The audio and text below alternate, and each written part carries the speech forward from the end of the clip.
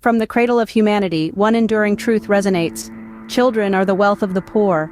This poignant phrase, born from the heart of Haitian culture, speaks to a universal truth. In the midst of hardship, children are the beacon of hope, the promise of a brighter tomorrow. Their laughter, a symphony in the silence of struggle. Their dreams, a canvas of vibrant potential in the monochrome of adversity. They are the catalysts of change, the architects of the future.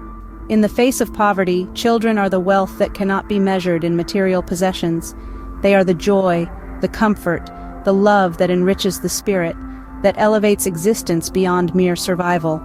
And so we remember, as we navigate the ebbs and flows of life, that true riches lie not in the weight of our wallets, but in the warmth of our homes, in the smiles of our children, in their hopes, their dreams, and their unwavering belief in a future filled with possibilities. They are the wealth of the poor, the treasure that truly matters. For in their hands lies the power to shape a future beyond the confines of today.